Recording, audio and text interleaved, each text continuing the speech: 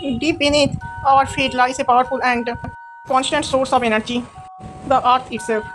From boiling hot spring to magnetic geysers, geothermal energy has been having our planet for millions of years. But did you know we can harness that energy to power our homes, schools, and even entire cities? Geothermal energy taps into the Earth's natural heat, converting it into clean, renewable electricity, and it's available 24 into 7, rain or shine.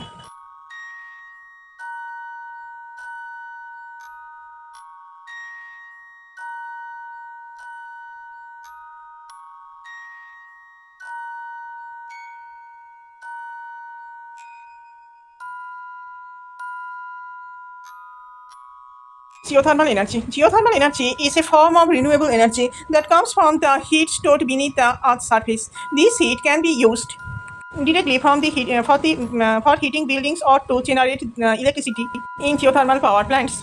Key points. 1. According to 2015 data from the World Bank, 80% of global energy needs are generated from fossil fuels such as coal and petrol. However, alternative sources are becoming more important as the mentioned sources have started to eat and they cause environmental pollution. Geothermal energy is an important alternative source since it does not cause air pollution and has low CO2 emission. More extensive policies and studies can make it possible to benefit geothermal energy to meet some parts of energy needs. Source. Geothermal energy comes from the Earth's core, where temperature can reach over 5,000 degrees centigrade. This heat moves towards the surface and can be assessed in certain regions. The surface and can be assessed in certain regions. To how it works. Directives. Hot water from geothermal reservoirs is used directly for heating buildings, greenhouses, and industrial processes. Electricity generation. Steam from underground reservoirs is used to spin turbines connected to generators. Types of geothermal power plants. Dry steam uses steam directly from the earth. Flash steam.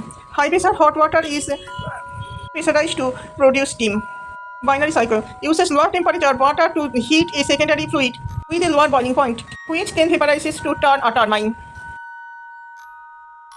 Geothermal fluid coming from ground is not always comprised of steam only, or fluid that is made of water and steam.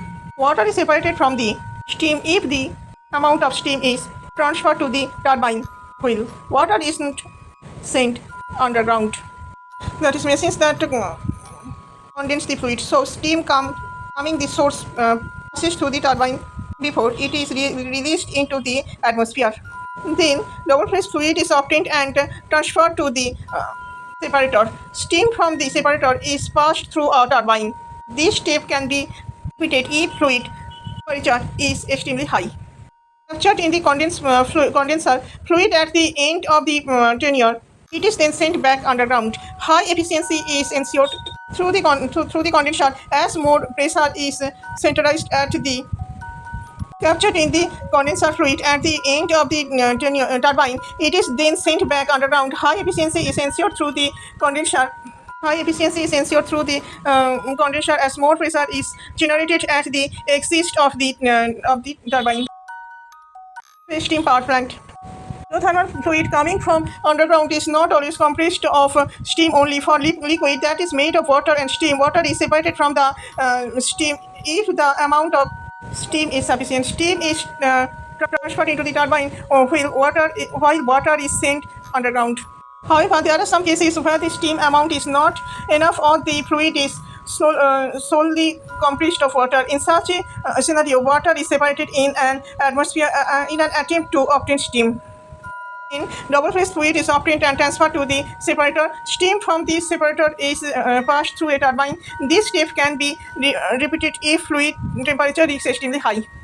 Geothermal cycle can be set to single or double spray depending on the number of spraying procedures. However, usually spraying is not performed more than twice as the cost is high.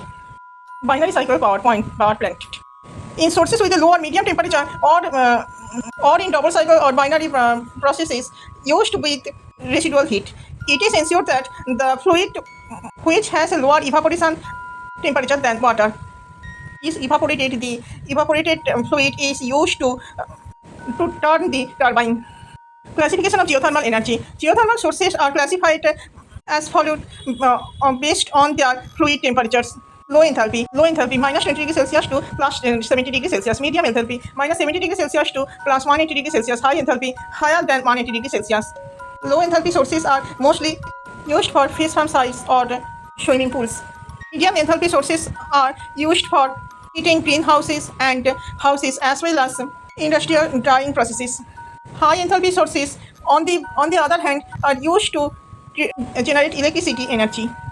Advantages of geothermal energy are as follows. 1. Geothermal source being highly efficient is one of the most important advantages. This renewable, eco-friendly and sustainable energy also has low cost. Second, third parties are not needed to process this energy as it is a local source. But it causes less environmental issues compared to thermal power plants. Fourth, more thermal power can be obtained as it is possible to establish integrated system with power generation. Integrated systems also mean lower cost. Fifth, common use of geothermal energy helps reduce the greenhouse effect and acid rains resulting from fossil fuel consumption. Sixth, geothermal energy does not cause explosion, flashing, or other similar risks which are caused by fossil fuels. Disadvantages. Putting these advantages aside, geothermal energy has some disadvantages as well. The boron extracted from underground. When using geothermal energy can cause environmental pollution or oxidation or decomposing of fluids. It also contains carbon dioxide and hydrogen sulfide gases. For this reason, it is recommended to take technological actions to prevent substances from being released to the environment.